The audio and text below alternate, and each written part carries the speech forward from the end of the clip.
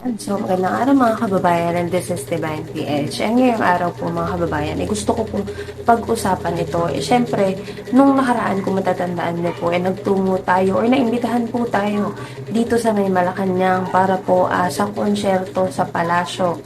Ito po ang musical tribute para sa ating mga healthcare heroes. So, nung pagpunta ko po sa Malacanang mga kababayan, ito yung unang-una ko napansin. Yan, nakikita niyo po. So, kung matatandaan nyo po, nung June 25 po ata yun, sa pangunguna po ni First Lady Lisa Marcos, namahagi po siya ng 7, mga kababayan, 7 po na mobile clinic or yung mobile vans para po sa mga kababayan natin dito sa may Central Luzon. Bali, ginanap po ito sa may Pampanga. So, yan mga kababayan, nagkaroon tayo ng opportunity na ma-videohan po itong mga mobile vans na ito. Kasi nga nung pagpunta namin sa Malacanang, ito agad yung unang mong makikita. Bali, ayan, kung nakikita nyo po sa video na yan. Ayan, kuha ko po yan doon sa konsyerto sa Palasyo noong June 30. Ayan. Bali, ito po yung 10 pang. 10 pa ito mga kababayan. Hindi lang ito mga kababayan, meron pa po yan. Bali, ito po yung ilan sa mga ipapamahagi pa sa iba't ibang probinsya dito sa Pilipinas. Bali, 10 po yan in total. So, yan. So, ano-ano nga po ba yung laman or kung ano-ano nga po ba yung kasama nitong mobile clinic, kung ano-anong mga gamit ang makikita natin dito sa may loob ng mobile clinic na ito. So, ito po yung ilan sa mga kagamitan na makakatulong po sa ating mga kababayan, syempre, para po, syempre, magamit din nila, no? So, ilan sa mga medical equipment po na makikita dyan is itong chemistry analyzer. Ayan. Meron din pong hematocrit centrifuge. Ayan. Meron din namang handheld electrolytes analyzer.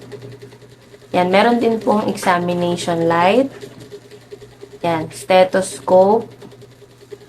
Telemedicine with backpack. Yan.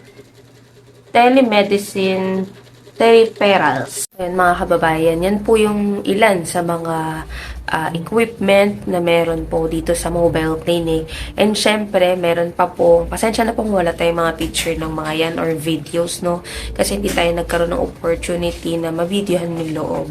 Kasi po, that time may event po kasi. So, ayan. So, yung iba pa pong mga medical equipment na kasama po nung young mobile van or yung medical van is itong ophthalmoscope. Ayan. Meron ding clinical centrifuge.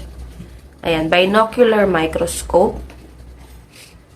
Meron din pong mobile digital x-ray machine at ultrasound machine. So, yan po yung mga ilan sa mga kagamitan na kasama po nitong van clinic natin. Po yung ilan lamang po sa mga kagamitan na nakapaloob na po dito mismo sa van. Wala tayong kasi video nung loob ng van kasi nung konsyerto sa Palasyo na event po, nung pupunta namin is close po siya. So, hindi ako nagkaroon ng pagkakataon na mabidyohan yung loob. Pero ito po yung ilan sa mga kagamitan na included na dito sa mobile clinic or mobile van na pinapamahagi po ni First Lady Lisa Marcos sa ating mga kababayan sa iba't ibang parte po ng probinsya ng Pilipinas.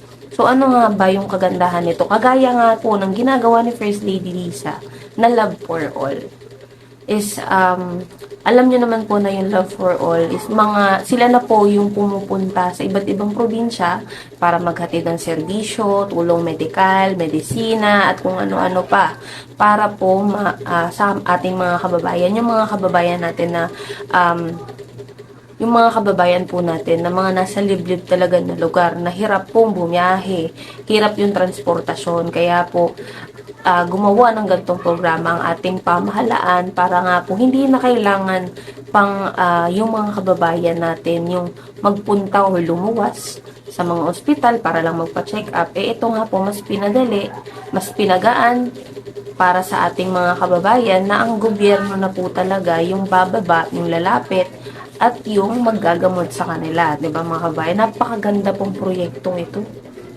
sobrang laking tulong ito, lalo na po sa mga kababayan nating nasa liblib na lugar. Malaking tulong po ito sa kanilang komunidad at lalo na syempre sa ating mga kababayan.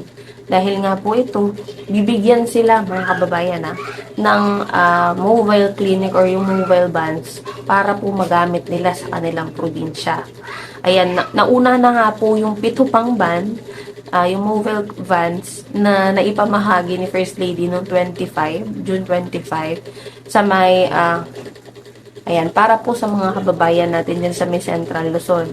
Yun po yung posted sa may ating community na namahagi si First Lady ng mobile vans. So, syempre mga kababayan, gusto ko na rin daanan yung konsyerto sa palasyo.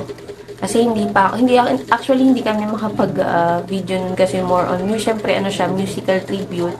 So, hindi rin ako makapag-live. Pero meron po ako sa aking Facebook page. Sa aking Facebook page, meron po. Mabiview nyo po siya. Pero, maiksi lang siya.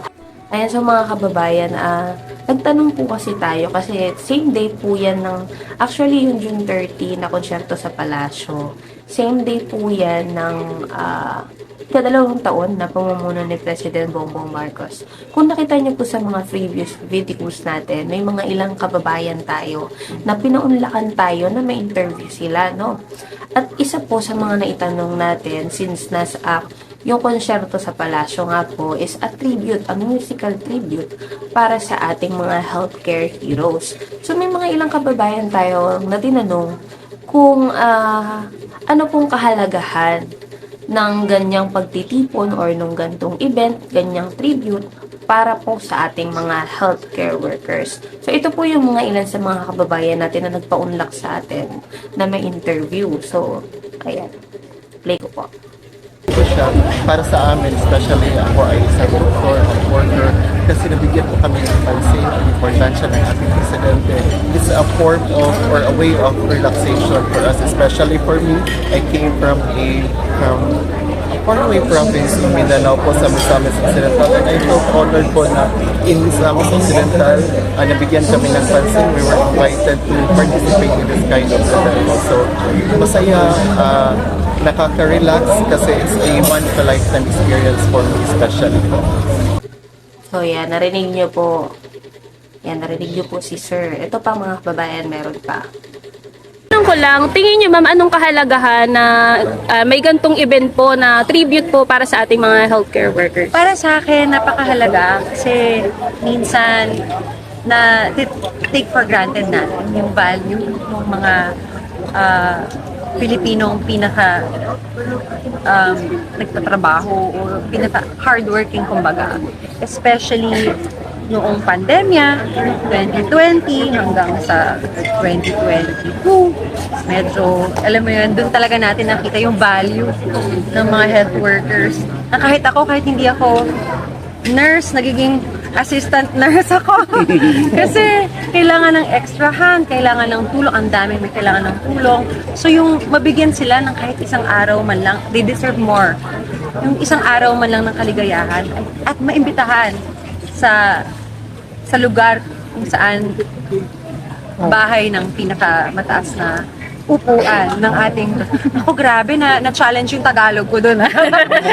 Ayan. Pero kidding aside, puwera, biro, ako kasi lumaki ako sa tita kong doktora, may mga best friend akong doktora. So alam ko yung hirap na pinagdadaanan nila araw-araw. And to have a day na i-celebrate sila at bigyang pugay at i-entertain. You know, hindi yung mag-iisip sila ng duty nila ngayon, kundi ang isipin lang nila, umupo, mag-enjoy, kumain ng napakasarap na fish balls, at palabok, makainom ng napakasarap na iced tea, at mga lutong Pinoy, 'di ba? Yung makita nila yung isa't isa, merong camaraderie, isang malaking kumbaga pasasalamat natin sa kanila, at I'm sure sila din, they feel the love. So yun. So unang-una nagpapasalamat kami ng lubos sa mga, lalo na sa okasyong ito. Ganun din yung sa kanyang pangalawang taon ng kanyang pamumuno. Kami nagpapasalamat unang-una sa suporta ni Presidente BBM sa PhilHealth at ganun din sa pagsulong ng aming mga programa para sa taong bayan. Ayan, so narinig nyo po yung mga ilan sa mga healthcare workers natin, kung ano yung masasabi nila dito nga sa tribute sa kanila. Siyempre, tribute po ni President Bongbong Marcos para sa ating mga healthcare heroes. Importante yung pagkilala sa kanila na isa sila sa yung mga healthcare workers natin ay isa sa mga heroes talaga, lalo na po ng pandemya. Alam naman natin na grabe yung dinanas, hindi lamang dito sa Pilipinas, pati actually sa buong mundo yan mga kababayan, di ba? Na kung gaano po kalaki yung naging role ng ating healthcare workers, kahit nung hindi pa pandemic mga kababayan, malaki na po yung role ng ating mga healthcare workers sa ating bansa. So yan, syempre, bilang Pilipino, nagpapasalamat ako syempre sa nagbibigay pugay ako sa ating mga healthcare workers na laging ready, no, para umasiste sa ating mga kababayan. So yan po mga kababayan, good news yan. At syempre, ako'y nagagalak dahil may ganito pong pagtitipon. At syempre, meron din pong gantong programa si First Lady Lisa at si President Bongbong Marcos. Yun nga po yung programa nila na mamahagi ng mobile vans or yung mobile clinic para po sa iba't ibang probinsya, lalo na yung mga liblib, diba? Para po maipamahagi sa iba't ibang probinsya dito sa ating bansa. So, sa lahat po ng ating mga kababayan na hindi pa nakakapag-subscribe sa ating YouTube channel, please do subscribe po para po mas marami pang mga kababayan natin ang makapanood po ng magandang ginagawa, yung mga programang ginagawa ng ating administrasyon. So, yun lamang po and maraming salamat po sa inyong lahat.